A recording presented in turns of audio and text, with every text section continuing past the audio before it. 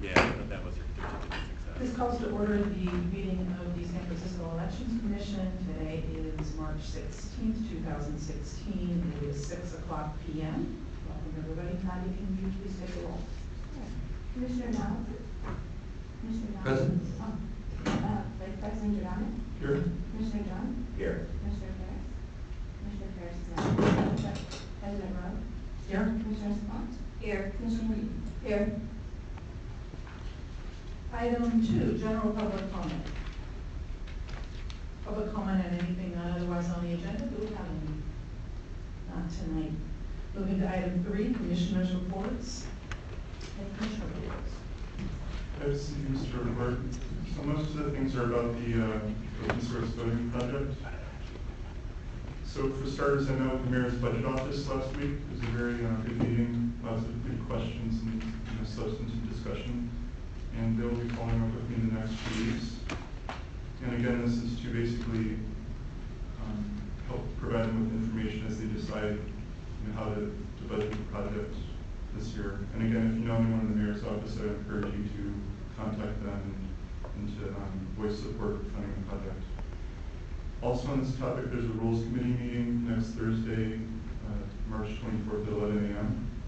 And the project is going to be discussed at that meeting. It's a hearing that Supervisor Muir called. And the focus is going to be on things like the projected timeline, costs of the project. And I will be giving Supervisor Muir asked me to give a presentation at this meeting. And I think I would encourage other people to attend as well, speak during public comment. I'm also working on an op-ed with Supervisor Wiener on this issue to educate the public and to help build support. He asked me to co-author this op-ed, and the goal is to have that be published in the newspaper before the hearing. And I'm continuing to work on getting letters of support sent to the mayor and the board of supervisors. We've got 17 letters right now, 9 of them are from organizations. And since the last meeting, some letters that came in are from California Common Cause, Fair Vote, a few others, and also today a letter came in from EFF, that's the Electronic Frontier Foundation, a very highly regarded national organization, so it's good to see that. And that's it for my report. Did you say the rules committee meeting was next Thursday at 11? Yeah, and I don't know, because the agenda hasn't been released yet, I don't know if it's going to be towards the beginning of the meeting. Any other commissioner comment? I did want to follow up on our earlier decision to have Nadia report attendance to all of our appointing authorities. Nadia does not have the contact information for our appointing authorities, so everybody needs to send that to Nadia. Probably a good idea to let your appointing authorities know that she'll be sending this out. And as soon as she gets everybody's email addresses, she'll start that process of sending it out on a quarterly basis. And she'll probably follow up with those of us who forget to send the email addresses. Any other commissioner comment on item 3? Public comment on item 3? Seeing none, we'll move to item 4, director's report. And once again, Director Arntz, thank you for a good written report. It's very, very helpful. And I just comment that I really like the way that you start off your items by explaining what the purpose of it is. It's very helpful to us. So thank you for that. It gives us a really good idea of what you care about. Do any commissioners have any questions or comments for Director Arntz?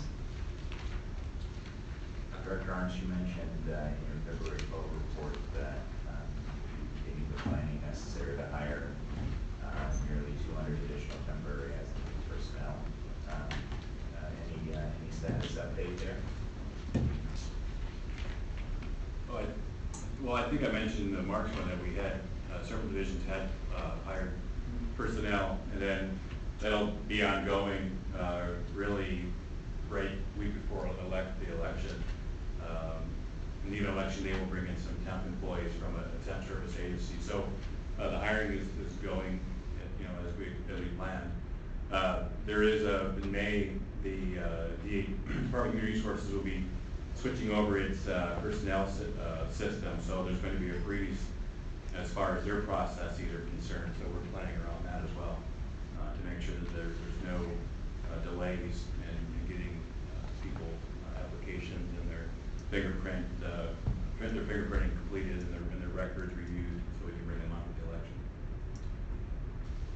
the last follow-up, anything additional to report since the March voting report?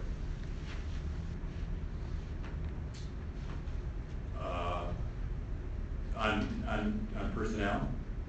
Was that? On personnel? No, just if, this last report was March 11th, just giving you an opportunity to supplement if there's anything else that came up. No, at this point, on the open source, I'm meeting with Coit, which is it's I forget the name of it, Committee on Information Technology, I think. And so I met actually with the mayor's office prior to Commissioner Giordanic meeting with the mayor's budget office. And the mayor's budget office wants Coit to get involved in considering the development of open source voting systems. So I'll be meeting with Coit next week. I don't have any tech questions or anything, but they asked me today, so I'll be there. I mean, there's a lot going on in the department. I don't really know how to answer that. No, I'm not. I think really the question is, if there's any big changes or important things that have happened that you didn't get put in the report, then this would be a good time to. No, implement. no, nothing. No. I have just one question. I'll hold most of my questions about the election for agenda item number 6. But you mentioned something about the number of Senate candidates. And I was wondering if you could kind of talk a little bit about that, what issues about. But yeah, that's just a matter of finding real estate on the ballot card and where to place it, so voters can find it. And you want to minimize the number of cards. It's a multi-card ballot. You know, all throughout the process has an effect. So usually the Senate contest would go in the front of the ballot card, but with I think it's 24. That might be too many, so might put it at the backside. Then how do you arrange the other contests for the ballot? You also mentioned in your report needing to locate an alternate location to Pier 48 because of the Giants game. I assume that probably kind of relates to the overall search that you're doing. Any luck in terms of the upcoming election, but for the future as well? So we're still slotted to move into Pier 31 at some point. The date has not been finalized because the port just put out an RFP to have some work done to have the roof replaced at Pier 31. Also, our tenancy at Pier 48 is dependent upon the Giants' development plan. Right, from my understanding, the Giants will not be starting on December 1st, whatever it is that they want to get going down there in that area regarding the development of that lot. So we'll have some time in Pier 48 after the November election. I don't know how much. But right now, there seems to be enough time for the renovation to occur at Pier 31, and then for us to get a build out in Pier 31 and then vacate Pier 48 and still be gone in time for the Giants to commence their development. Yeah, the Giants game is going to be a nightmare for us because the game will be letting out right when the election's basically ending. So we're going to have all of our vehicles coming into the Pier 48 right at the same time the game's letting out. So it's going to be a big challenge for us. Are you planning on having them come to Pier 48 still, or are you looking for a different location for that? After election, you really can't be dropping off the ballots in a parking lot. Right now, we're trying to get a spot in the Cow Palace. We operated out of the Cow Palace parking lot 3 years ago. I can't remember the exact election, but it's open air. There's no enclosure, so you don't want to have the ballots and the rosters and all that out in the open lot. So we'll still have the vehicles come to Pier 48 from the polls and just line up the traffic flow as best we can, work with DPT to make sure that they understand that our folks are coming through there. Even though DPT works with us, we have to make sure on the ground at the ballpark they don't stop us from going against the traffic flow potentially to get to the pier. So yeah, it'll be a couple of hours. It'll be slower, but we don't want to have to move everything again from a different location in the Pier 48. So yeah, we'll have everything come back to Pier 48. Is there a concern about the temporary employees being able to get in on time to start their work? No, because they'll get in when the game begins. at the latest probably. So, and they still have several hours before the materials start to arrive from the polling places. So I'm not worried about that. It's just the stuff coming back from the polls, not just, but the primary concern. Just a follow-up question on that. So this is not going to affect the reporting of the results, right? This is more just allowing people have to work to drop the materials off? Well, it's not so much a work schedule issues as far as number of hours worked. It's just a workflow, I'd say. And no, it won't stop the results getting into City Hall for reporting and have no impact on that. The record can reflect that Commissioner Parrish joined us at 6:08 during item 3, and we're still on item 3. Any other commissioner comment? I was just wondering about the, I'm sorry, item 4. yes, the locating of the polling place tablet application. Just wondering if that already been tested, how that's going. Oh, it's working well. So this is our first election using the application. It's designed in-house. And so when folks go out to look for polling places, they have the information. It's a web-based application, so they can use a tablet, they use their phone. As long as they have internet access, they can access and use the application, obtain the information. And we take pictures and we import them using Google Drive. So it's been working well. It simplifies, especially for the people who are new to locating polling places, simplifies the process for them, because it's kind of foreboding to actually go to the city and try to find a polling place. It's important to start.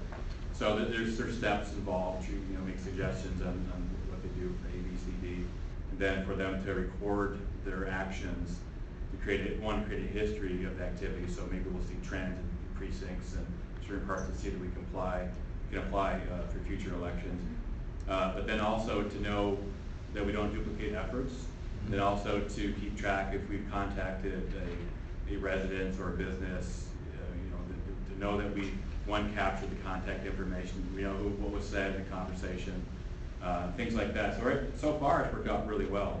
It's at the very beginning of the process, but we like it. And this is just for internal use, or is this also for use by the public? This is for internal use. Yeah, so our poll locators are out using this application. Is there any reason the public might not be interested in that, like finding that polling place? I guess they have the address and their information. Okay. Yeah, I get it. Other commissioner comment on item 4? Any public comment on item 4?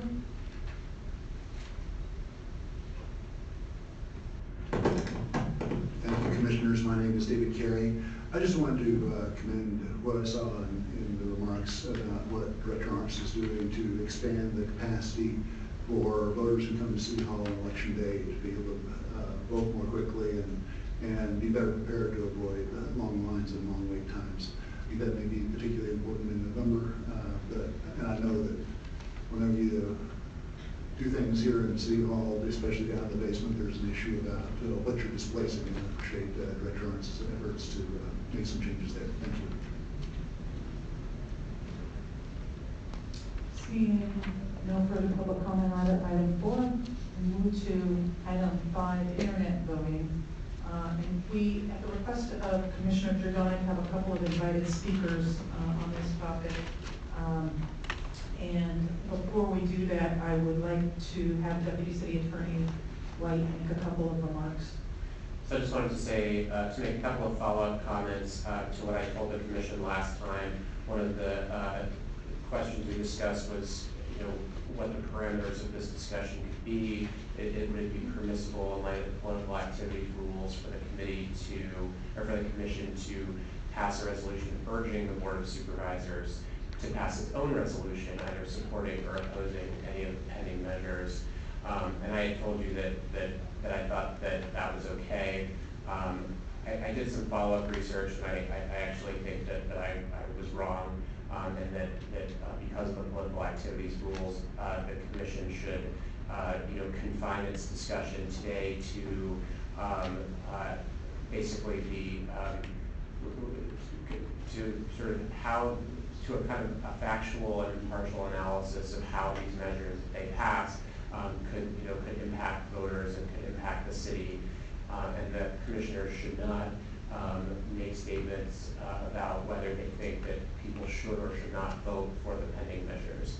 So as the discussion progresses today, I'll be paying close attention. If I think that any of the commissioners is close to any sort of line, I will speak up. Thanks so much for doing the follow-up research and letting us know. Okay, why don't we begin with Mr. Zucker?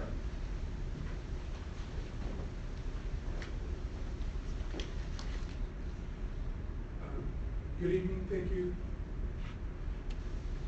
Not on. I think it's that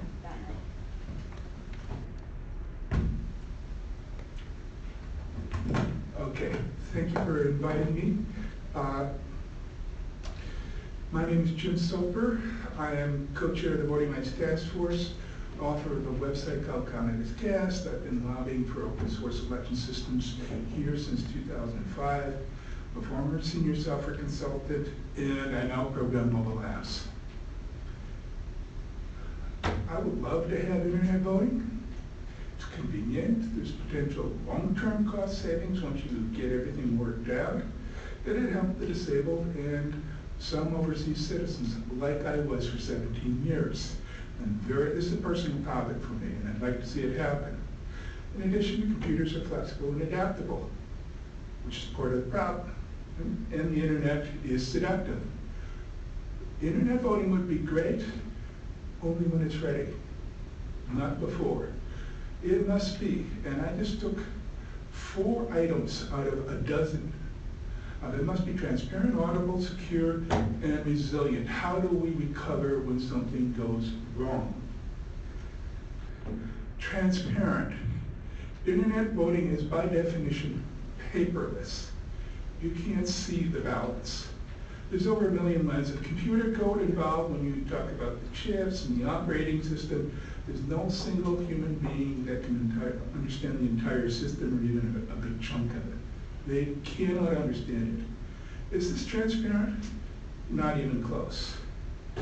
Is it audible? Again, internet voting is paperless. How do you audit a paperless system? Nobody really has a solution for this. You cannot convince the losers they lost. Or the loser should not accept saying, oh, well, because the machine said. This has been a serious problem in Estonia. I'll let Dr. Simons talk about it because she went there.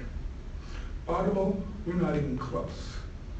Is it secure? And I'm only going to touch on 2 aspects. The election management system, what some people know as the tabulator, and the voters' computers.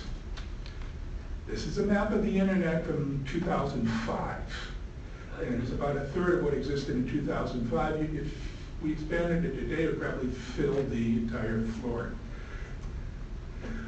You have in this map what I will call advanced persistent threats. This is jargon for the bad guys, the really bad guys who have a lot of money, resources, and motivation to flip an election. And the little starburst can represent that in the internet. Then you have our tabulator, which normally is kept down in the basement of this city hall, I believe, at least it was. And nobody really knows what's going on inside that computer. It's vulnerable to errors, it's vulnerable to hacking, it contains all the votes. We can't audit it. We can't recover from the problems. If there are problems, we can't properly recover. It's just going to tell us the winner is so-and-so. We have to accept it because there's no other recourse. So we have to take this mission-critical, secretive, hackable computer, and they're proposing to put it in the middle of that. This is connected then to all of these worldwide exposure to professional hackers everywhere. China, Russia, ISIS, you name it. You're connecting what was an isolated tabulator to everybody, and you're just increasing the threat 100-fold. The voters' computers, they're not professionally protected. You don't know how to really protect this. I don't know how to. I think maybe 1 or 2 people here, but it's not. And the number of viruses is skyrocketing. Do you want to put the voters' computers on that same internet and have them try to connect to that central computer and communicate with all of the potential for hacking from outside. Is it secure? Well, CIA, FBI, NASDAQ, Pentagon, Visa, you name it, they've all been hacked. And we're talking about professionally secured, hardened servers. And this is happening now almost daily. Just open up your, I was told I was going to give 5 minutes. Open up your newspaper and see the latest hack. Just last week, we learned that the Federal Reserve was robbed of $81 million. They almost got away with close to $1 billion, except somebody didn't know how to spell the word foundation. In 2010, the Washington, D.C. Department of Elections got hacked into. And that was a secured site. It was professionally done, and they were hacked into in 36 hours. Again, Dr. Sanich will talk about it. Secure, not even close. Your time is up. Look at that. That was 5 minutes? Okay, well, the bad news is the whole situation is getting worse. And so you can ask me about that if you want, but it's getting worse. Thank you, Mr. Chilton. Thank you.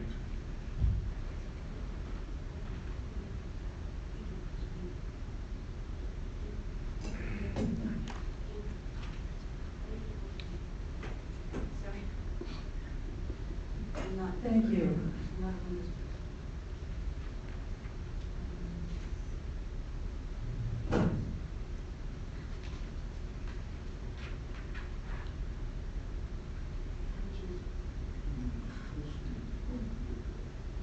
We don't have President, would you mind if I, Yeah, I think she's waiting to try to put something on video first. to. No, no, we. She wants to get it full screen. Full screen. I'm a Mac user, sorry. Click on the diagonal icon. Yeah, there you go. Okay, before we get started, this is Barbara Simmons, and she was invited by Commissioner Jordan. We did include some biomaterials on her, but Commissioner Jordan, would you like to introduce Ms. Simmons? Sure, so we're all familiar with Jim Soper, but Barbara Simons is someone that's new, and she's a very distinguished speaker. I think we should be very lucky to have her, but she's a San Francisco resident, and she has a PhD from UC Berkeley in computer science. And I'll just list a couple items about her. She's the former president of the Association for Computing Machinery. This is the largest organization in the world around education and science. And she's the co-author of a book on voting machines called Broken Ballots, Will Your Vote Count? And she's now the board chair of Verified Voting, which is a national organization, and she has many other distinctions listed in her bio. So thank you very much, Ms. Simons, for being here. Thank you for inviting me. So I should probably talk about Estonia first, because Jim mentioned it. So a few years ago, I was invited to Estonia, where I'd never been, by the Center Party. And the reason the Center Party invited me was that they were convinced that the internet voting which was being done in Estonia was being rigged. They're the second largest party, and they consistently did better on paper ballots than they did with the internet portion of the voting. And they wanted me to come to talk about, to say, yes, it's being rigged and here's how, but of course I couldn't do that. Nobody could do that, because it's basically impossible with internet voting to prove that the election is done properly or that it's done wrongly. So while I couldn't prove that it was rigged, neither could the winners prove that it wasn't rigged, which is a very bad situation for democracy. So in Estonia now you have members of the second largest party who don't trust their democracy because of the use of internet voting. And again, I'm not saying that anything was rigged, I'm just saying that this is what they thought, and I couldn't disprove it, and neither could anybody else. So this is, I think sometimes I could end my talk here. Jim talked a little bit about this. This is just a list of some of the places that have been broken into successfully. You've all heard of Ashley Madison, Pentagon emails, and health insurance, Google, Symantec, Northrop Grumman. And you have to wonder, if Google, with all of these really smart computer scientists and engineers they have working for them, could not protect their system, how could a local election official most of whom are underfunded, understaffed, have little or no, have inadequate resources, and who tend not to have a lot of computing proficiency or computer security expertise, certainly when you compare them to Google, protect their systems in an internet election from well-financed adversaries who could be foreign countries, political operatives, or rogue hackers. So since we're talking about internet voting, I thought we should define what we mean by internet voting. So when I speak of internet voting, and this is generally what my colleagues say as well, what we mean is the return of the voted ballot over the internet. So sending a blank ballot over the internet, it has some issues too, but it's relatively secure. It's the return of the voted ballot that's really dangerous. And that can be done either via web, logging onto a website, or as an email attachment. And I mention email in particular because on more than one occasion I've had people say to me, we're not doing internet voting because all we do is we just attach a PDF of the voted ballot onto our email and send it in. And I don't know how they think email works, but obviously, as you all know, email goes over the internet. And so therefore, sending a PDF of a voted ballot as an email attachment is email voting, and in fact, is internet voting. And in fact, it's a very dangerous form of internet voting because emails can be forged. You can have counterfeit emails that can lead to ballot box stuffing or voter disenfranchisement, especially by selectively disenfranchising. It can be modified en route. You can have lost ballots, denial of service attacks. There are issues of the secret ballot and so on. And finally, just in the definition, internet voting, you can basically vote on a personal computer, a smartphone, a smart tablet, and so on. So a smartphone is also internet voting if it uses the internet. So there are basically three components of internet voting. There's the voter's device, which may be infected with election rigging malware, as I think Jim alluded. And the voter may be tricked into going to a fake website or by posting a fake website or sending a fake email directing the voter to this rogue website. The voter's device communicates with the election official's server. And the communication part is also an issue because you can have a denial of service attack. And basically what that means is that that the ballots can't get through. And I experienced a benign denial of service attack a few years ago when I was in New York when Hurricane Sandy hit. And I tried for 2 days to reach United Airlines and wasn't able to for 2 days because everybody was trying to reach United Airlines to change their flights. So while that wasn't, nobody was trying to prevent us from doing that. That's an example of denial of service. And again, the election official's computer or server could be attacked by outsiders or hacking or insider attack, which people don't talk about very much. But in fact, that's also a real threat. And here's an example of a fake website that Jim actually gave me. I don't know how well you can see it, but it's a fake Bank of America online banking website. And basically, whenever I get something, if you get something from a bank telling you click on this link because we have problems or something, don't click on it. Or at least I always call it first and say, did you really need to send that? Because there's a good chance that it's malware. This slide I think you should find very disturbing. There are no regulations whatsoever for internet voting. There are no independent standards, there's no independent testing, no government oversight, legal accountability on the part of the vendors, or an ability, as Jim said, to do recount. NIST, the National Institute of Standards and Technology, was asked to develop standards. They produced reports but no standards, and here are a couple of quotes from their reports. Technology that is widely deployed today is not able to mitigate many of the threats to casting ballots via the web. And malware on voters' personal computers pose a serious threat that could compromise the security or integrity of the voter's ballot. And the reason that I've got drunk driving on that slide, this is actually courtesy of Ron Revest, who said, trying to come up with standards for internet voting is like trying to come up with standards for drunk driving. You don't want to go there. He also talked about plane and traffic as another example. So costs. Sometimes people are advocating internet voting on the grounds that it will save money. But in fact, there is no evidence that it does. One of the things that happens in internet voting, and this is often not done, is that there are a whole slew of things that if you're doing due diligence need to be done and typically are not where people do internet voting.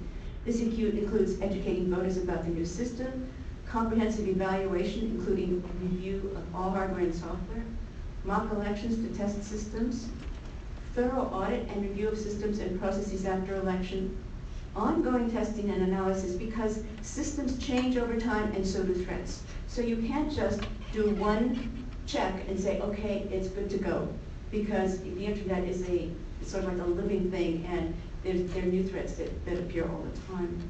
And you also have to do source code analysis and penetration testing. Penetration testing means just trying to break into the system.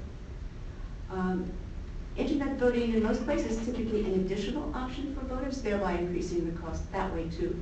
It's not easy to determine cost precisely because there's no consistent accounting between jurisdictions, but there was I don't know what the status of it is at this point, but there is a proposed California initiative that would bring internet voting to our state. And the cost report that was released says one-time state cost could possibly exceed $100 million, with possibly millions of dollars each year as additional costs. So one of the things that we hear a lot is I can bank online, why can't I vote online? I can't tell you how many times I've heard that. And what people don't realize is you can't bank online either. Banks lose millions of dollars every year, but they keep very quiet about it because they don't want to scare away the customers, and it's cheaper than building new buildings and hiring new tellers. Something to think about is that when money is stolen from a bank, that money can be replaced, but if votes are stolen, you can't replace it. And then one other final comment is that secret ballots make voting a much harder problem than e-commerce. That's why something that seems like it should be relatively straightforward isn't. It's the secret ballot that makes it really, really hard. And my favorite virus, which I just wanted to give a plug to, is the Zeus virus. The Zeus virus, you can Google it, it's quite well known. It steals money from online bank accounts. And it's very, very smart. So if it steals money from your account, when you look at your account online, it looks correct. And you only discover that money was stolen when your check balances or something else unpleasant happens. Now, I have to say, I do bank online because I know if money is stolen, the bank will cover it. If I didn't know that, I wouldn't bank online. And then just to give you an example of the sums we're talking about, in late 2012, an alleged Zeus bot master was arrested for stealing $100 million from U.S. banks. There's also a form of Zeus and mobile, for mobile banking malware. And the good news is you can buy customized versions of Zeus on the black market. Now, when you think about it, if you can get customized versions of Zeus to steal money, how much easier would it be to get a customized version of Zeus just to change people's votes? That's really an easier problem. Another thing that we hear a lot is that internet voting will increase voter participation. Again, there's no evidence that this happens. It's difficult to get studies, but there was a major study conducted by the British Columbia Parliament where they spent about $420,000, consulted with 100 experts. They had a panel that they put together of really highly qualified people, and what they found out was that non-voters don't usually vote over the internet. Instead, it's used as a tool of convenience for people who are already voting. In other words, internet voting does not increase participation. It's just that some people who would have voted anyway vote over the internet. And those people tend to be middle-aged voters. And what was even more surprising, I think, is that it does not increase voting by young people, which most people seem to think it will. So there are all these myths that people will talk about with no evidence. Here's evidence, it doesn't increase it. So just quickly, the Washington, D.C. hack, the Board of Elections in Washington, D.C. decided to have internet voting for the 2010 midterm. They had a pilot test which allowed anyone to break in. And basically within 36 hours, a team from the University of Michigan had broken in, had complete control. They could change already cast and future ballots, reveal voters' secret ballots, and they kindly installed the University of Michigan fight song as their calling card. Even so, it took a couple of days for the election officials to discover that their system had been hacked because they were so confident that it was completely secure. Here's an example. Obviously you guys can't see it. This is the kind of ballot that they produced to show that they had really broken in. And basically what they did was they did write-ins of various science fiction characters like Skynet, Johnny Five, Colossus, Deep God, HAL 9000, Bender, and so on. They also found that there were probes coming from China and Iran. Now, I don't think that China and Iran were trying to break into this pilot system. It's just that these probes are floating around the internet all the time. And it's just something to keep in mind that this is a constant threat of this sort of thing. And they defended the system, they defended the DC system from these probes. So finally, in terms of my slides, I just want to emphasize that you must be able to verify results. Internet ballots may have been changed, and simply printing out a copy of the ballot by the election official and then counting it for like our 1% manual count is a meaningless exercise, because there's no way to know if what you have printed out is what the voter intended because of all of these threats.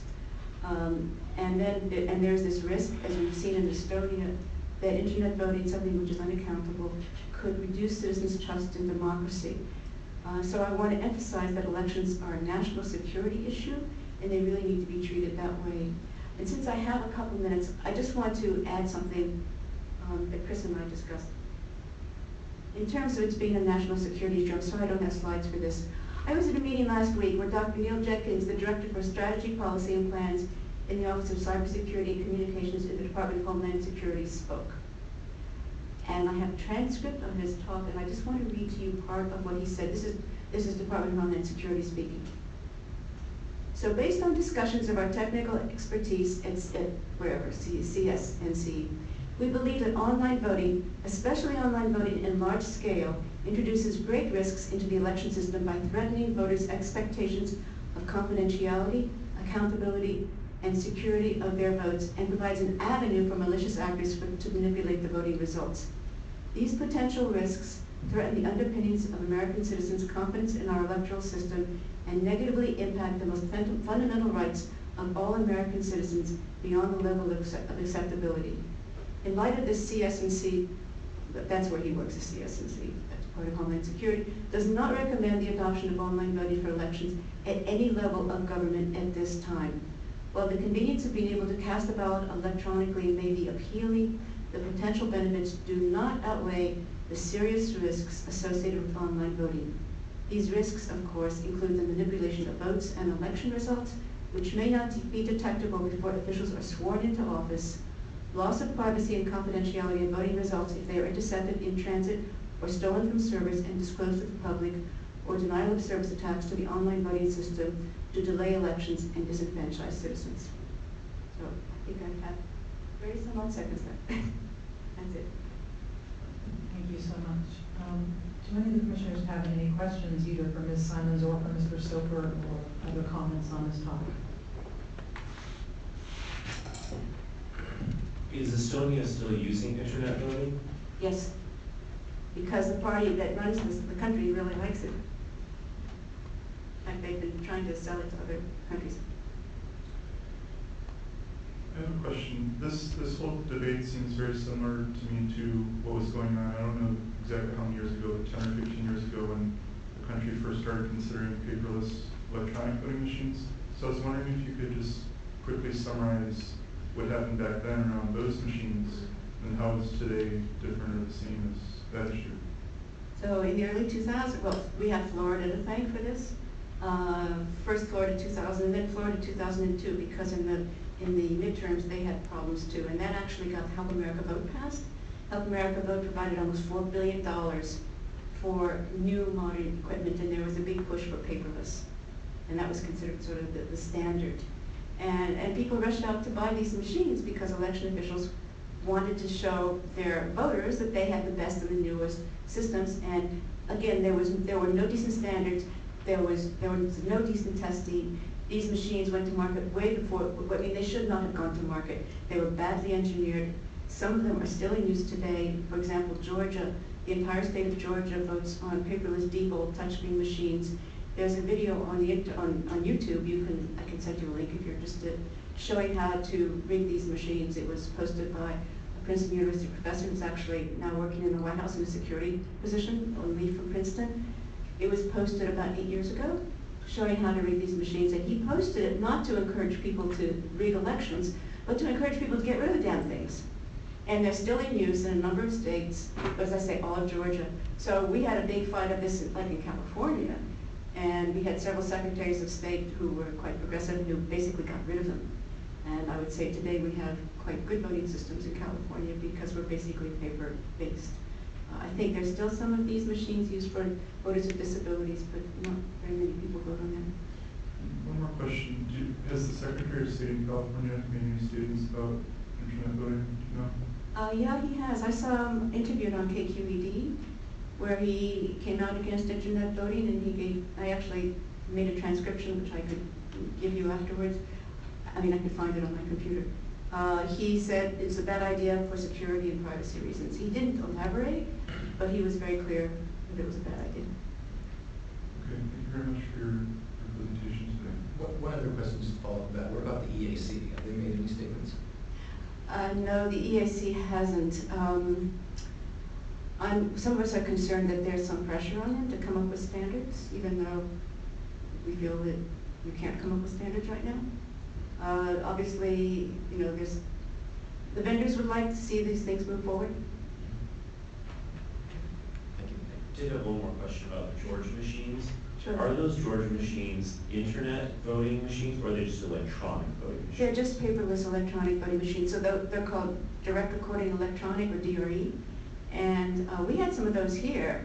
In fact, I got involved with this when Silicon Valley was about to buy some paperless DREs, and a whole bunch of computer scientists there were just couldn't believe it, because we know that, you know, computers can have buggy software, and how can you run an election on something where you can't check the results?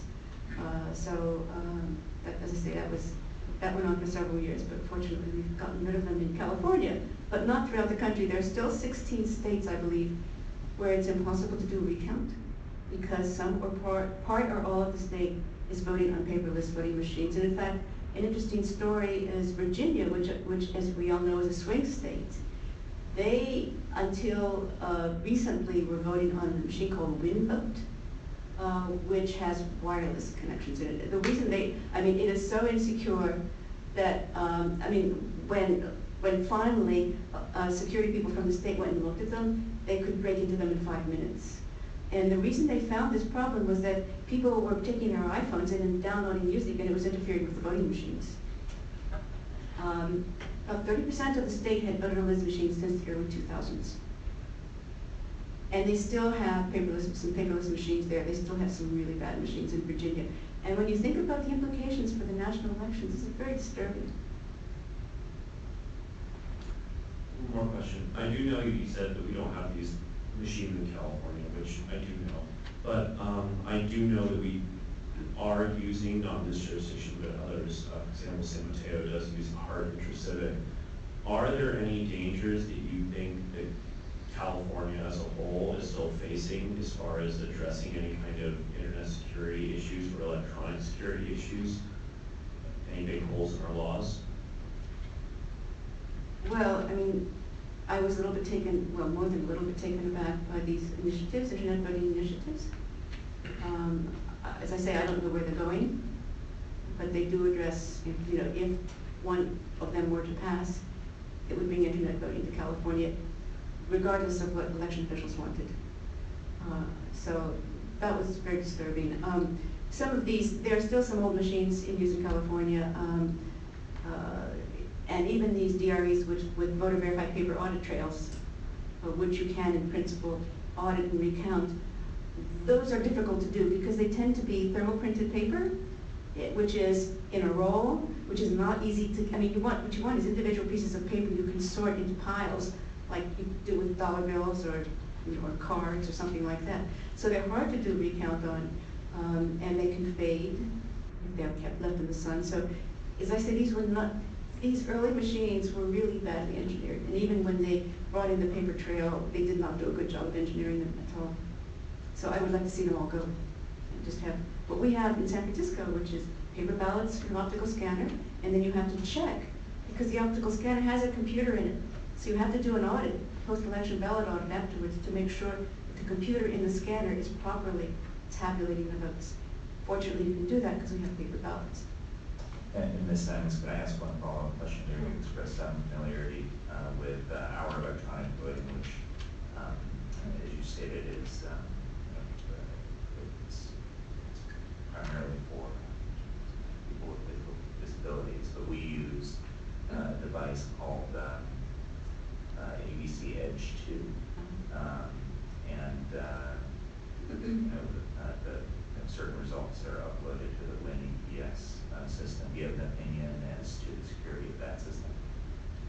I'm not really, I haven't studied that system, so I don't feel I can comment on it. Can you describe it in greater detail?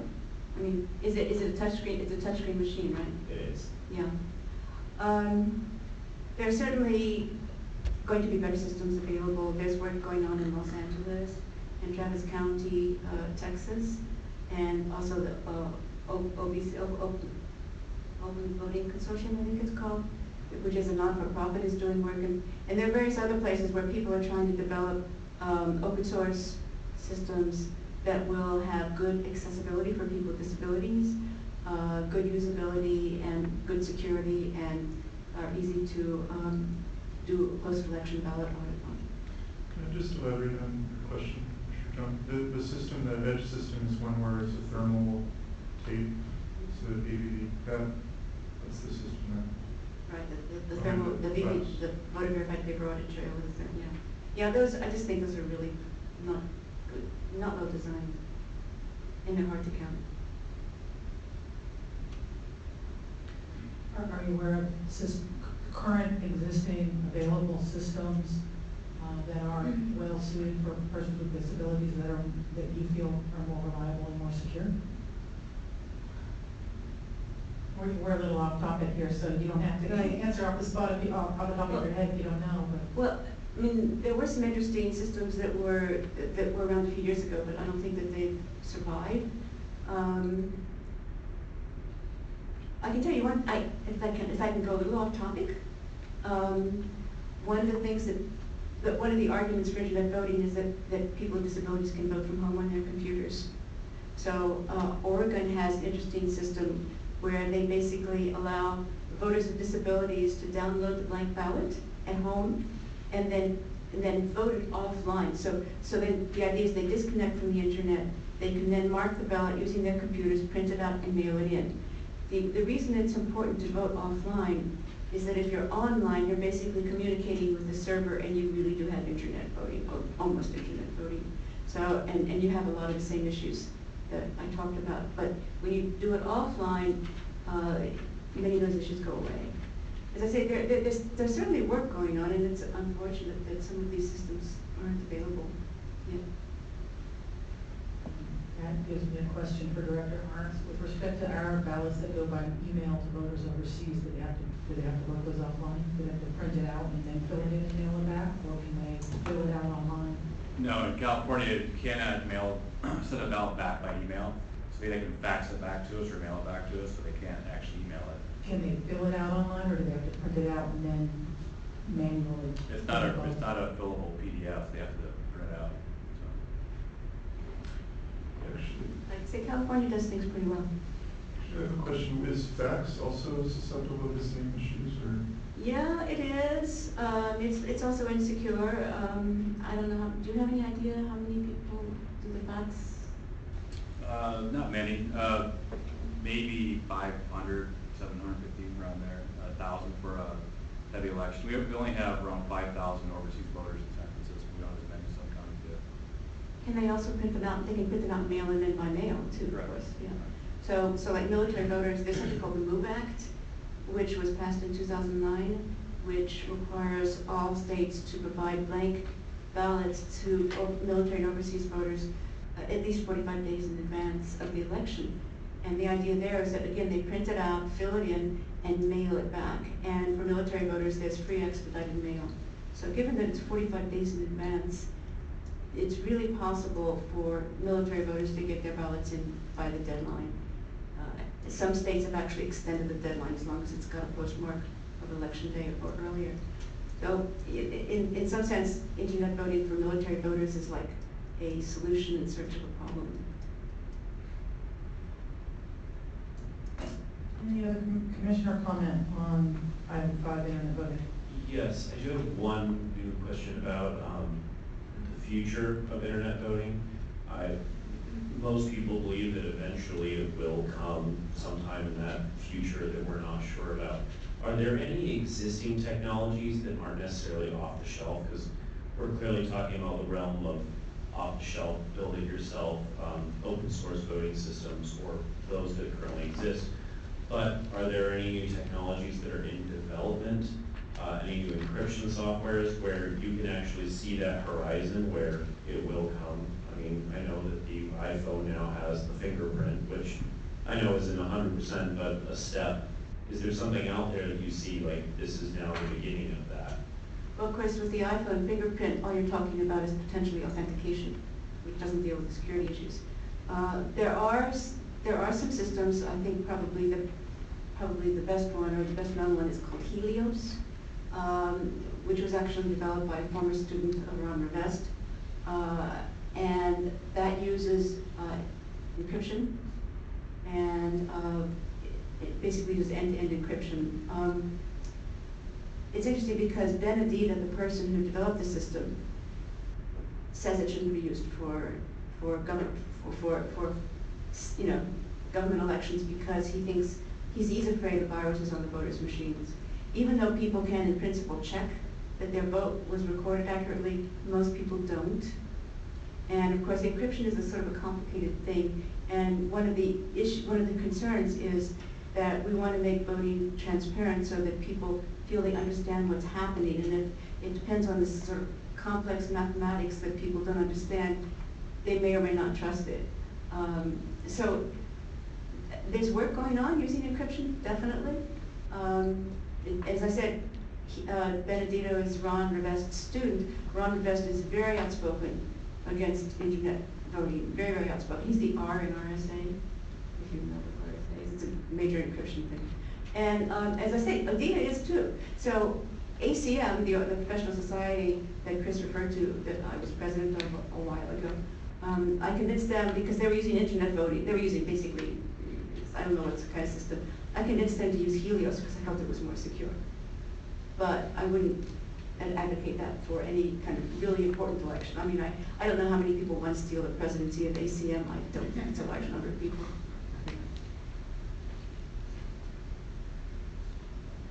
Thank you. Do we have any public comment on item 5, internet voting? Thank you.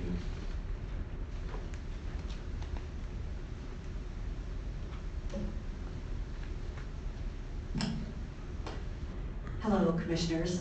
My name is Chandra Fries. I'm a San Francisco resident, and I have actually been working on election issues since 2003. In fact, I'm acquainted with several of you because of my election work and my appearances here before the Commission. And through the years, the reasons that I have appeared, no matter what the election issue has been, it has always been on behalf of election security, election verifiability, and election transparency. Tonight is no exception.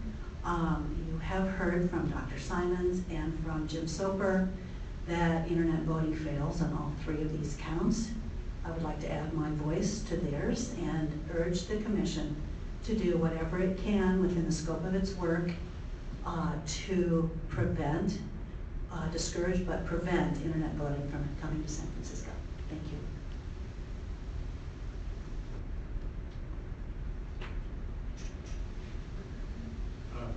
Good evening.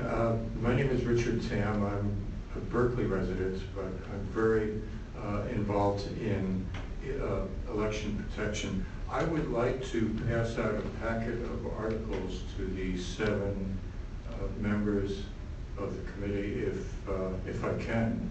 Why don't you give them to our secretary? Do you have an extra copy for her as well?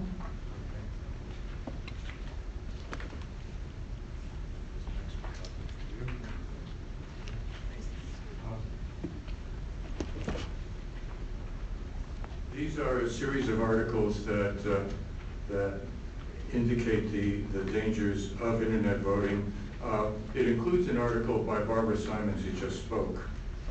If you page through, there's this picture on one page, this bright yellow and black picture.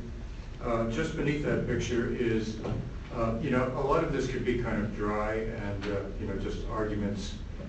But just below that picture, you have a detailed explanation of what happened with that attempt by DC, the District of Columbia, to have a pilot internet voting project. The way I heard that story is they put the Michigan fight song on the, whenever anybody voted, the Michigan fight song would play. The reason they put that on there is that they had hacked into the system and had total control of it, and absolutely no one could tell. So they put the Michigan fight song on it just to wake people up, say, hey, we got control, you don't have control anymore. See, that's how secretive it can be when they take over a system. You would have absolutely no idea that the system was taken over and the votes could be changed and things like that. About Alex Padilla, he did not, I heard him in a debate with his Republican opponents before the election, and his Republican opponent talked about wanting to bring back paperless DREs. And Alex Padilla said he was strongly against it because he says elections must be verifiable. And with paperless DREs, there's absolutely no way to verify it. Well, that's also true with internet voting. It's absolutely no way to verify it. So in that sense, he is against internet voting because you can't verify it. The picture I like to draw for internet voting is it's like putting a target on the back of your election and sending your election out into a worldwide shooting gallery where anybody with internet connection can hack into it. It has an opportunity to interrupt your election. Thank you. Any other public comment? Hi, Commissioners. My name is John Valenti. I'm a resident of District 19. Just a really short 2-minute statement or so. So, as an advocate for transparency in our election process, I support the resolution presented today, which sets a high bar for any consideration of internet voting. I hold a master's degree in electrical engineering, and I've worked in it as a software engineer for over 20 years, including being employed at Google, which we heard that a few times today. And I've worked on systems responsible for financial transactions as well as handling sensitive data. As a citizen, my concern is much less that my individual vote is counted as cast. Many electronic voting proposals focus on how to make that part verifiable, as Ms. Simons mentioned with the Helios system, but rather that the votes of everyone else are counted as cast. And making that latter verifiable while maintaining secret ballot, even if it were possible, would require a really complex system. And it would be a system such that the average person couldn't deduce the correctness of it. Considering that many people struggle with high school geometry proofs, that could be a challenge. And needing an expert to tell you that an electric system or process is okay, rather than being able to understand it yourself, is not acceptable as a foundation of democracy. And then regarding the false argument that voting by internet is the same class as commerce and banking, and this is making a little bit different point than is already stated. Corporations actually have a much lower bar for computer security than is required for elections. It's kind of a calculation they make. Their security is just good enough such that the occasional mishap can be covered through public relations or financial compensation or having some executives resign. And by contrast, there can be no allowance for incorrectly recording the will of people in elections. Thank you.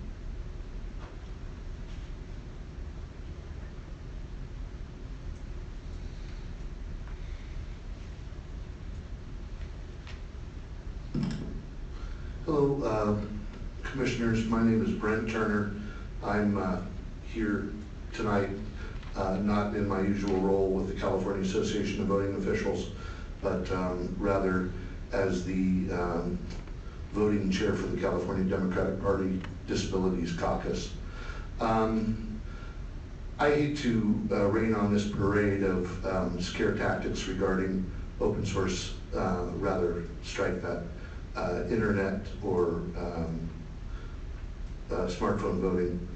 I think the problem we have here, by the way, Cabo doesn't take a position on this because I don't think we, California Association of Voting Officials, because we're not there yet.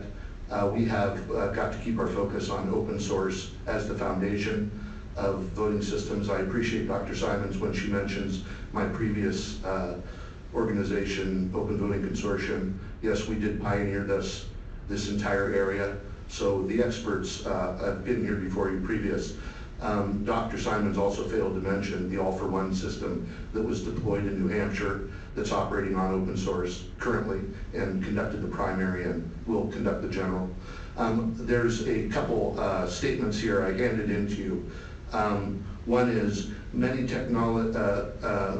one statement here is, we are the only advanced democracy in the world that makes it harder for people to vote. It's sad. It's easier to order a pizza than vote. How do we redesign our systems so we don't have 50% voter participation? The folks who are governing the good state of Texas aren't interested in having more people participate. That was President Obama with his advocacy for internet and smartphone voting. Another statement here is, eventually a generation is going to have the thought that it's idiotic for me not to be able to vote using my cell phone. That's by a fellow by the name of Michael Seamus. He has more credentials than anybody in this room, by far, in total. There is more information here. What's happening here is that Verified Voting, Common Cause, and the rest of the groups, including OSET, who put on the failed demonstration of internet voting, by the way, and some people think they did that intentionally in DC. They were not prepared to put on that demonstration. This is a vendor ploy to keep the status quo in place. There's information here regarding verified voting. David Dill, Dr. Jefferson, with all due respect, Dr. Simons, how we got the VVPAT to begin with. This was a $7.5 million grant from the National Science Foundation that was absorbed by verified voting players, David Dill, Abiel Rubin. Nothing was ever tendered of any consequence. Now that money has been allocated in San Francisco, all of a sudden there's a lot of people here to give their good opinion on everything. I would be very careful on who you listen to, and I would investigate further, and I will end with just saying the webs we weave. Thank you.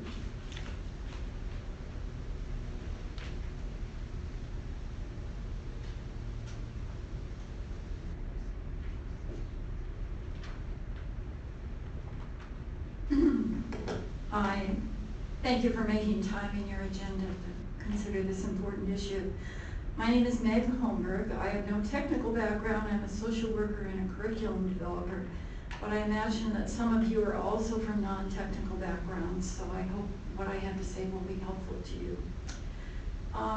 We often see stories, as people have mentioned here, about another bank, an online retailer, a government agency, or a high-tech firm that has been hacked. So as a longtime poll worker concerned about the security of our elections, I can't help but wonder, if banks can't protect their computer systems, what chance does a cash-strapped county have of protecting an online election? So a few years ago, I set out to educate myself about internet voting. I read reports, attended hearings, worked with voting rights groups. And from my non-technical perspective, here's one of the important things that I've observed and that I'd like to share. There's a difference between the people who promote the benefits of internet voting and the people who warn against it. In my experience, the people who take public stands in support of internet voting are often either A, vendors who stand to make a profit from selling election systems, or they are B, well-meaning legislators and public officials who want to make it easier and more convenient for citizens to vote. But they have little or no technical expertise, and so they trust what they're told by the vendors.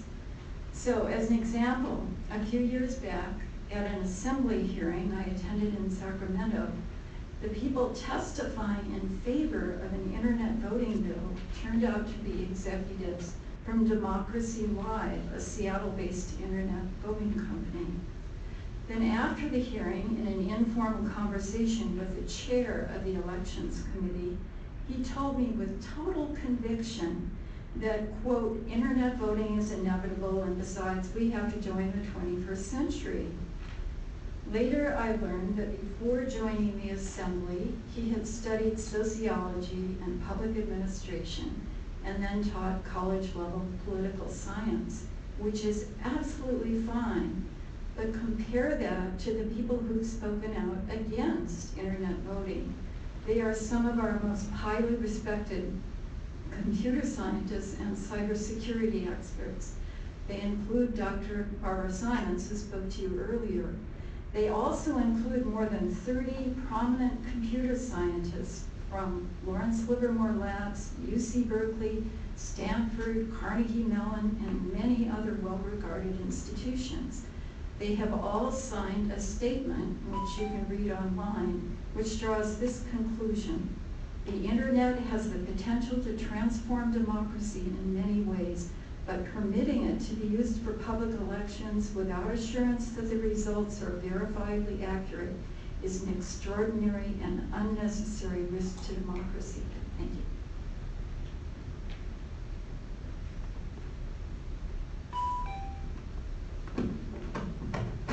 Thank you, Commissioners. My name is David Carey. I just want to commend the Commission for inviting Barbara Simons to come and talk and share her expertise with you this evening. And to thank her for coming in and sharing that. It's really important. San Francisco has these kinds of subject matter experts here close at hand for us. I would encourage you to do whatever you can in the current situation based on what your counsel is advising. And when there are opportunities to do more, to take as firm a stand against internet voting as you can. Thank you very much. Any other public comment? Okay, moving on to item 6, June 7, 2016 election plan.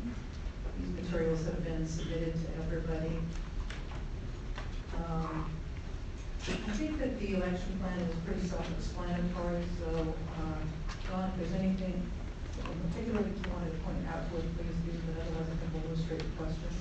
Just real quick, so we redesigned the plan again. The idea is we're making more of an interactive document, so we'll post this on our website, and then you'll see that the stuff that has lines, the information has lines, is underlined, actually links for our website. So if someone can click on something that's underlined, actually pull up a document or a data set or something like that.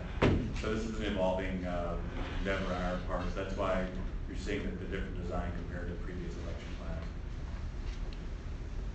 Commissioner, questions? I have a couple comments, questions. Yeah, for starters, I was going to mention that I did notice the hyperlinks inside the PDF. I wasn't sure if that was new, but it is a very nice feature, linking to like the assembly bill and things like that. One question I had was, could you talk a little bit more about AB 477? I don't know if we talked about that at a previous meeting, but you have a section there about how it gives voters an opportunity to correct the vote by mail ballots. With no signature? Right, did we discuss that at a previous meeting? Yeah, I brought it up. So now if we receive a ballot from a voter for voters with no signature, then the time period for the voters to remedy that is extended beyond election day to 8 days past election day. There's still the E+3 scenario though. So we still have to receive the ballot by 3 days after the election, as long as it's postmarked or dated election day or before. Now we try to contact voters ideally via phone if we can. But a lot of times people, numbers change and numbers are disconnected, or we get wrong numbers, whatever. Or we try to email, and if not, then we mail a letter to the United States Postal Service.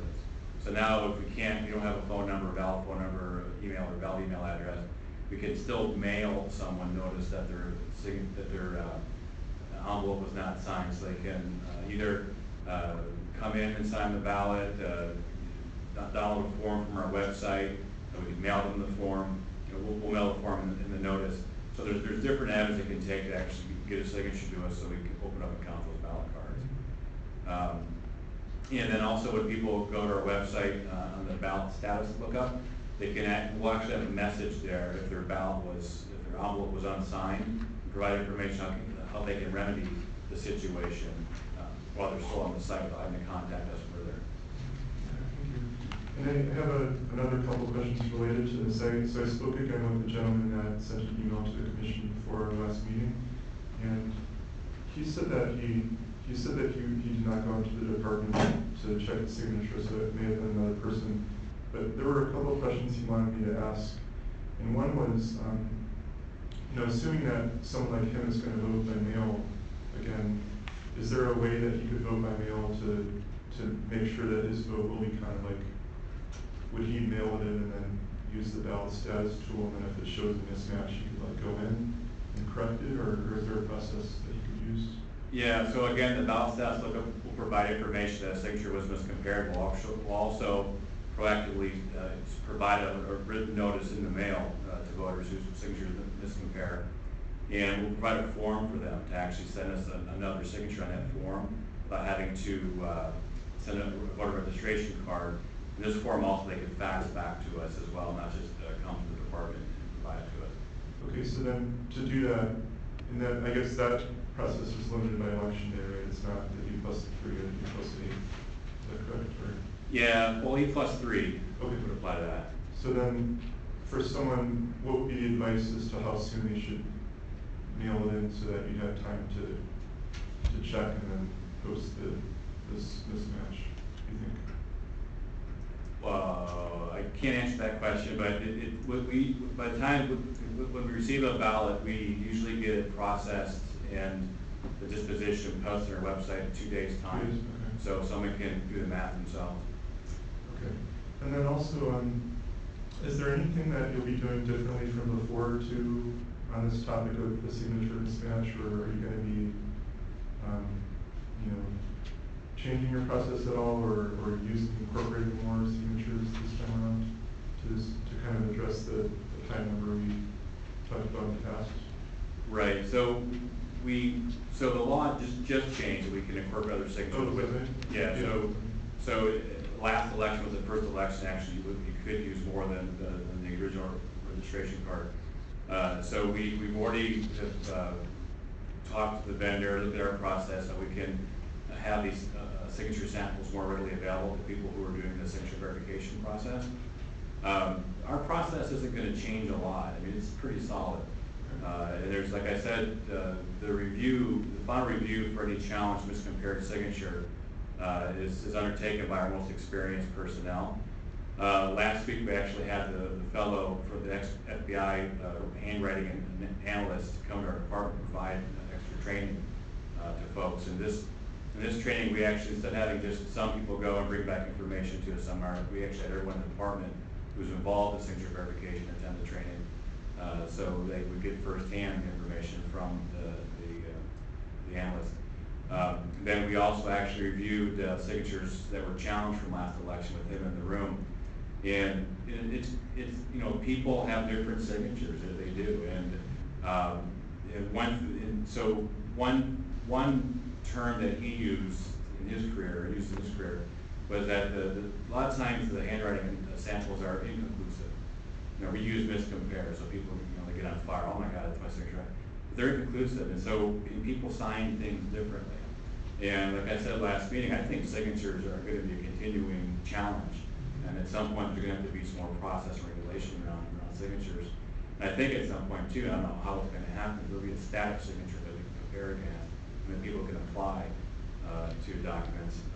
I don't have any answer to that, but just an idea that I have.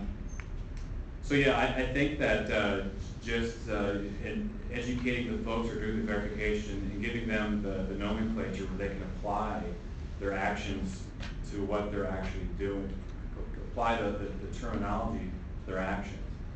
Because I think in the past, people were afraid actually to challenge signatures because they said, oh my God, I don't know anything. But now we're giving people the terms and the knowledge to actually know what they're looking at and intelligently make a comparison.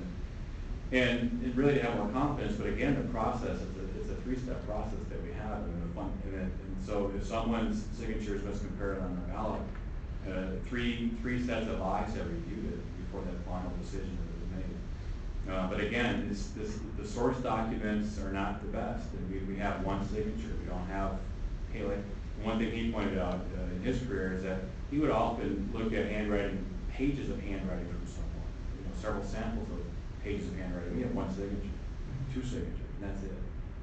So it's a challenge, and we take it very seriously. We're educating people in the department with the best information we can. We're sharing information to those in the department. We'll have handouts at people's desks when they do the signature verification. We'll change the poster board that we have in the voter services. We're the division that does the most of the signature verification. Will change the poster boards to not just show handwriting samples, but to actually provide information on the different components, different elements of handwriting. So our folks can look at that, and if they're stumped or have a question, they can actually start to look at the finer details and make decisions. So yeah, we're doing a lot around this, but I don't think our process can change a lot. And a lot of this comes down to people signing the signatures in a consistent manner that we can approve essentially. Okay, great. That's all very good information. Just two more comments. On the open data, are you maintaining the same practices that you were doing before? Are you making any modifications to some of those things, or? Yeah, we're trying. Yeah, that's been a bit of a disappointment on the response to the open data. We haven't really had a lot of use on that. We do the Google Analytics review. There just wasn't many hits on it, so we'll maintain. We're not going to pull it. I just wish there was more activity on it. And what I would really like to have happen would be that we have a developers page, so we have a section where we could actually include applications, programs, information that people use developing input data that's in the open data sets on our website. That hasn't happened. It's a bit of a disappointment. And so since that's not happening, it's hard for us to know what more we could provide that would be of interest, because we've provided the low-hanging fruit essentially. It hasn't provided much buzz. So yeah, at this point we'll continue. We're always looking. It's something that we have our open data initiative within the department. Something we talk about weekly. But we'd like to get more feedback from people. Okay.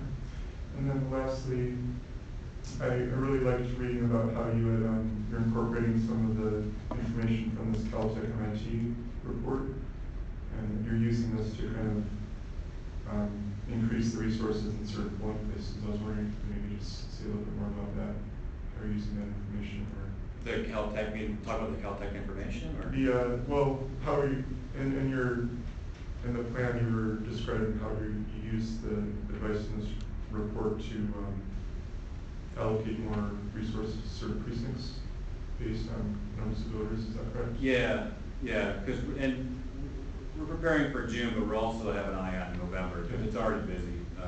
So we know it's been built from this point forward, and we've been this before in 2008, so we have a sense of what to expect.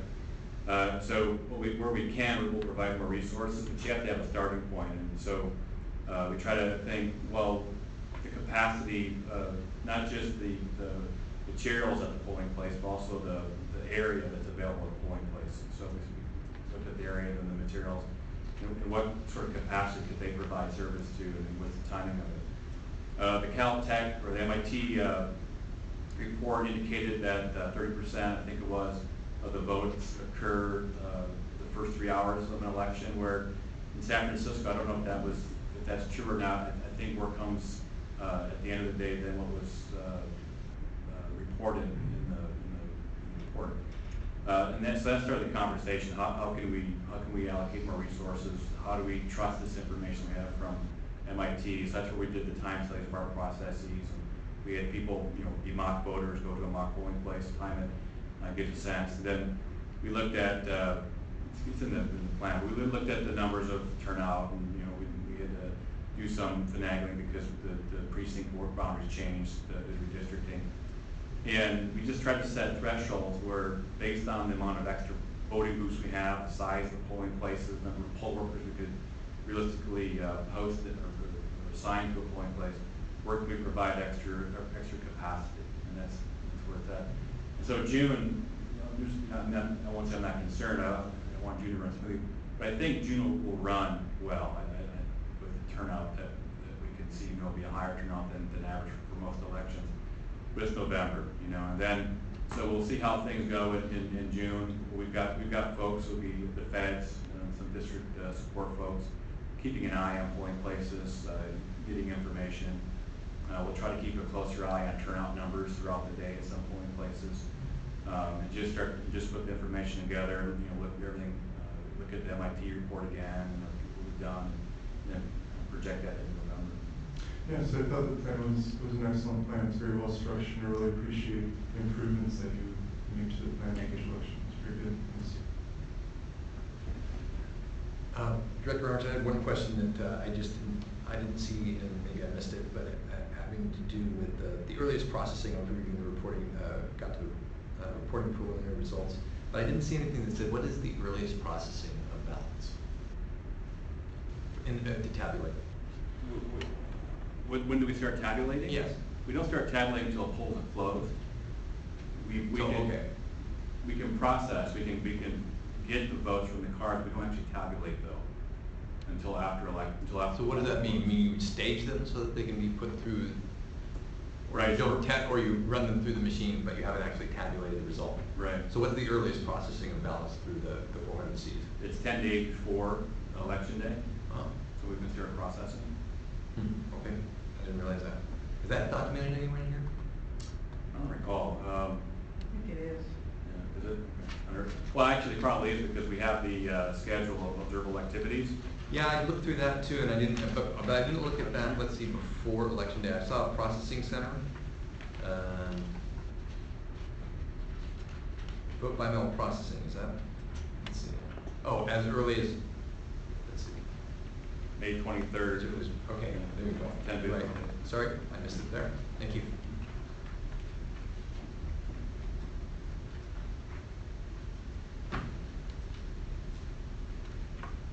Other commissioner comment? Why don't we get a motion and a second and then turn it over to public comment on this one? Okay, I'd like to make a motion that we approve the election plan. Second. Public comment on this item? Okay, can we have a vote, please? Commissioner Donaldson? Yes. Vice President Jordan? Yes. Commissioner John? Yes. President Rowe? Yes. Commissioner Savant? Yes. Commissioner Yu? Yes. Commissioner Perry? Aye. The vote is unanimous to approve. Moving on to item 7, city employee waiver. Any commissioner comment on this one? Can we have a vote?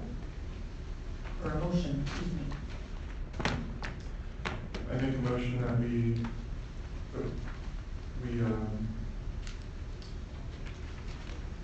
approve the request waiver, and we have to make a request to the Board of Supervisors that they do a motion. I second. Any public comments? Can we have a vote? Commissioner Donaldson? Yes. Vice President Jordan? Yes. Commissioner John? Yes. Commissioner Harris? Yes. President Rowe? Yes. Commissioner Savant? Yes. Commissioner Yu? Yes. Item 8, items for future agendas. Any commissioner comment? Any public comment? Item 9, public employee Hold on, performance. Chair, I'm sorry. I'm sorry. Public comment on item 8, future agendas. Yes, Brent Turner, speaking on behalf of the California Association of Voting Officials.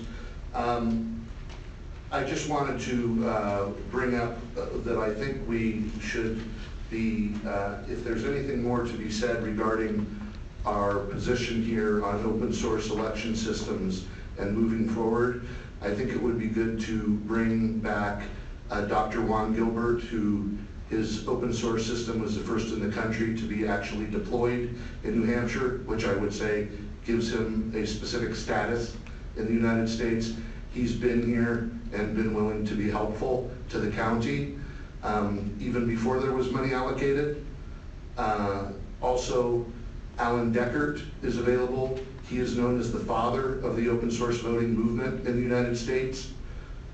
He's with Open Voting Consortium, and now with Open Voting Group, I believe is the name of his new organization.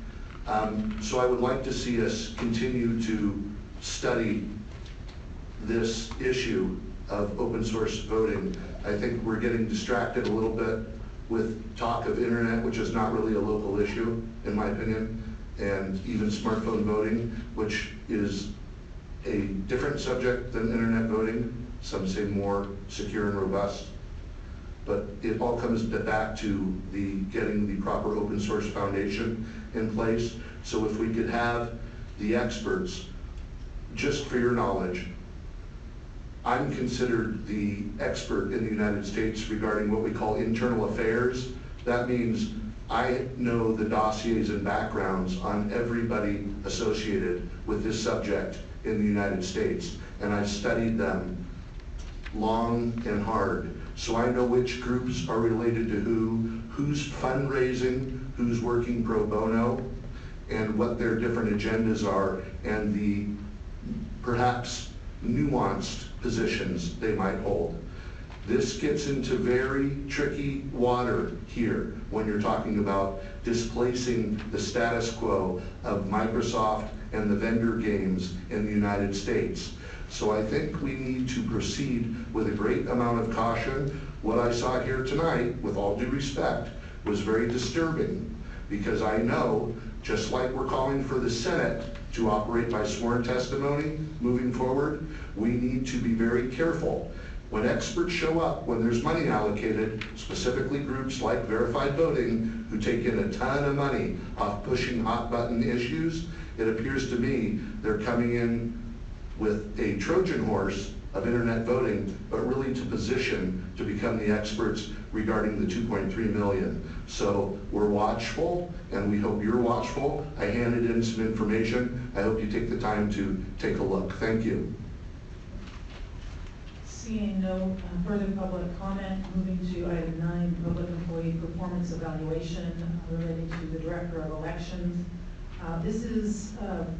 Discussion is limited to procedural issues today. We won't be discussing any substantive performance evaluation, so there's no agenda item suggesting that we might go into closed session. So keep in mind that everything's an open session. In my view, Director Arntz, you don't need to stay for this. We're just going to be talking about procedure. You've heard it and been through it many times, so feel free to go. So we attached again, there's 2 aspects to the performance review. One is the interviewing of employees within the department. I'll address that quickly. And then the second aspect is the attachment that we used and that we saw at the last meeting as well, and whether we want to make any adjustments to the evaluation form that is used both for the self-evaluation and for our evaluation of the director. With respect to the first item, in terms of interviewing employees, I have gotten a list from Director Arntz of the various employees and their positions, and I'm planning on picking probably a couple of people, maybe 3 people. I thought I would ask for any comments. First of all, time-wise, I'd like to get this done within the next month, if that's at all possible. Director Arntz thought it wouldn't take up too much time, and then we could do it just by the pending election. So I would ask everybody who has vacations or business trips, which I know at least one of us does, that you email me on my SFW email address and let me know what your time constraints might be, because I'm going to be picking a date and hoping that all, or at least most of us, can show up. Certainly we have to have 4, but it would be ideal to have all of us if we can. So please let me know what your schedules are like for the next month. Last time, I think we did it during, did we do it during the workday so that the employees, okay, so we're talking about workday time, and we'll set a special meeting. So let me know what your time conflicts are between, say, 2 weeks from now and a month from now. So just to clarify, you're actually looking for dates from the 1st to the 15th? What's the date today? Today is 16th. Yeah, let's to make it, because we may have lots of conflicts, why don't you give me dates for the entire month of April? If you have any conflicts, let me know. If you don't have any conflicts, send me an email too, so at least I know that you thought about it. With this many people, it might be hard if we only open up a 2-week window, so let's do that. I know it's very challenging to find a room, so you may want to find even the first week the room is even available. Oh, okay. Do you think it'll be possible to get one in the month of April? I think from my experience, if you try to do something, it needs to be like at least a month or 2 out. But I mean, things could have changed since then, but I know that things get booked up really quickly. Okay, why don't you send me your dates for April and May, just in case, and I'll have our secretary look into that issue of the room. So, and generally, if you have preferences right, that you can tell me right now about morning or afternoon or late afternoon, let me know. If you have any thoughts on who I should be interviewing, I think last time we did only managers of the departments. I don't know if people have thoughts on whether we should do non-managers, whether we should interview the same people, different people, but I wanted to open it up for discussion. If anybody has any thoughts on that before I make the selections. I would recommend a mix, but a little heavy tilted toward the managers, only because the managers have, I think, a better view of the departments, since it's not so narrow. But I would like to see somebody who's a little bit down on the trenches, but perhaps only one employee of that category. I have another question first. It says approximately 2. So does that mean 1 or 3 or something in between? Is that what that means? What is the number? It's I think two or three is, I think last time we did 3. I'll probably do 3 again, but I may do 2. I haven't really gotten into that detail. Yeah, it seems like a mix would be, I would suggest a mix would be good. I would suggest a mix also. I think sometimes the top tier is more reluctant to give information. So, and I would say at least 3. Anybody have any thoughts on whether we should be interviewing the same people or different people? And if the same people, is there somebody in particular that you thought would be useful? I would say since there's so many people in the department, we should try to do different for everyone. I agree. I would agree with that as well. And I was sort of thinking it might be interesting to hear from one of the same people to sort of gauge whether they have perceived changes in the department over the year, but I don't have a strong feeling about that. So, all right, well, I'll figure that part out. What about length of employment? I don't know if that data is on the information that Director Arntz gave us, but it's probably a good idea to get people who aren't, well, I don't know, maybe it'd be interesting to have somebody who's new to the department. Yeah, I think in how they're onboarded and learn and those kinds of things would be good information. Having a mix of those kind of people would actually be nice. I'd like to see how the department has changed, but also how you have first impressions, especially if they've only been on for 2 or 3 years. But I do think that should be a secondary filter. Just keep in mind, we're talking about 3 people, right? We're going to find 3 people that fit all the demographics. Over the years, we will eventually get that spectrum here, but no, I don't think we should be doing more than 3 people. We've got to respect their time as well as our own. Okay. And if anybody has any other thoughts after this meeting, feel free to email me or call me, because I really haven't gotten into the details of the I'm going to select. Moving on for commissioner comment on the question of the form of evaluation. Did everyone have a chance to look more closely at it? And if so, does anybody have any comments about potential revisions to the form? I have something to say about this. I didn't get a chance to say anything before the meeting, but at the last meeting I had said that I remember there were some changes that we had talked about last time. And I did circulate a couple changes, and I know this is at the last minute, but it's very simple. But if you look at the document that says Exhibit A in the packet. Was that attached to the agenda? It was circulated at the beginning of the meeting, but this is very, very simple change. But this is just documenting what we had discussed in the past. Can you hold it up so I can see what it looks like? It looks like. Oh. And I could walk through the, once everyone's done that.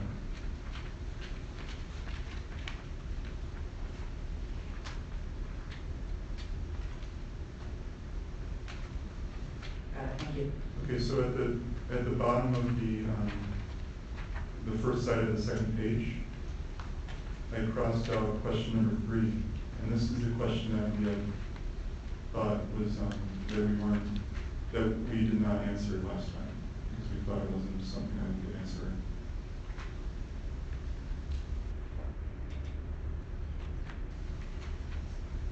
And then there were 2 more things on the back. where there was some question as to whether the overall rating should be like a computed average versus just its own. Sum of the total, or? Yeah, so I put a sentence in here clarifying that it should not simply be the computed average. And then we can talk about that. And then the last thing was, in our process last year, we had wanted the director to answer one more question. And so I added that. The question is, what are the areas in which you can improve as a director, and what steps would you take to improve those areas? Yeah, I like all of these changes. Just two suggestions. One, where we say the rating should be an overall rating rather than a computed average of the above. I guess that's fine, but I mean, I'm not sure. I would leave that to the discretion of the commissioners.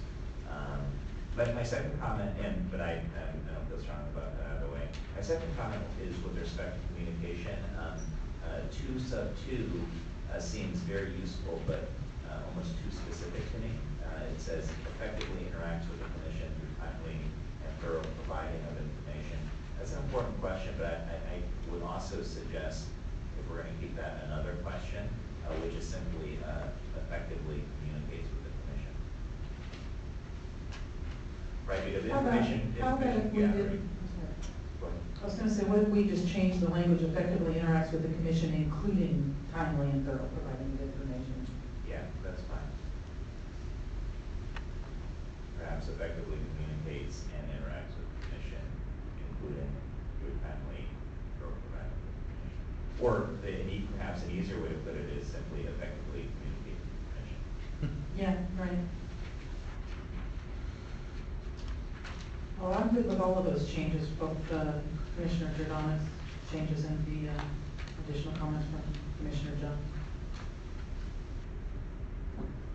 Anybody else?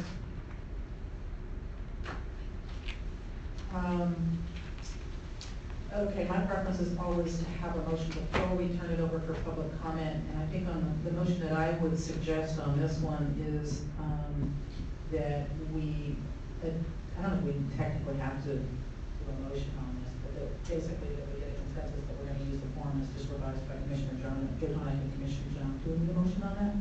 Okay. It's not necessary. Okay, let's skip it. One comment, this form is actually posted on our website, so I think if we're going to change what's posted on our website, we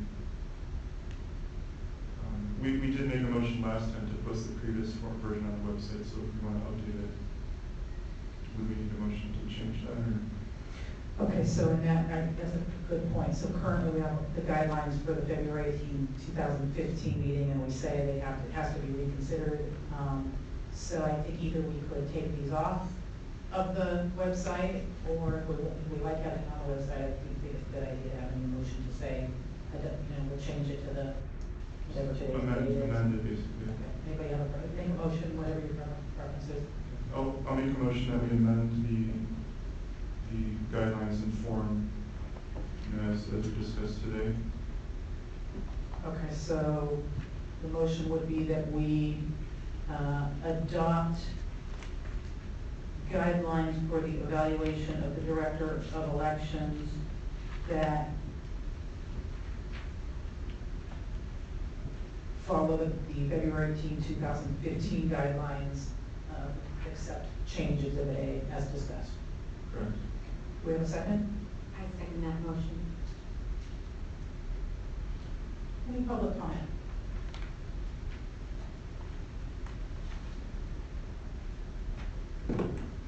Thank you, Commissioners. My name is David Carey. Just kind of one minor thing. There's a question there, or a point of evaluation about free and fair elections. And regardless of whether or not you change the form, I'd encourage you to evaluate the director in terms of his and the department's support for free and fair elections, keeping in mind that there are many things outside his discretion that may prevent us from having free and fair elections. So that's the only comment I'd have. Thank you. Do we have a vote? Oh, do we have one more public comment? Just very quickly, I wanted to just state our support publicly for Mr. Arntz, Director Arntz, and the job he's done here. Him putting the money forward in his budget and being a catalyst for that puts him on a pedestal in our view regarding the issue of safe and secure election systems within the United States. He's positioned San Francisco to be the leader in the country on this issue. So thanks to him. Thank you. Thank you. We have a vote, please. Commissioner Johnson? Yes. Vice President Jordan? Yes. Commissioner John? Yes. Commissioner Ferris? Yes. President Rowe? Yes. Commissioner Safont? Yes. Commissioner Yu? Yes. And the motion passes unanimously. And that concludes the meeting. The time is 7:41. Thank you, everybody.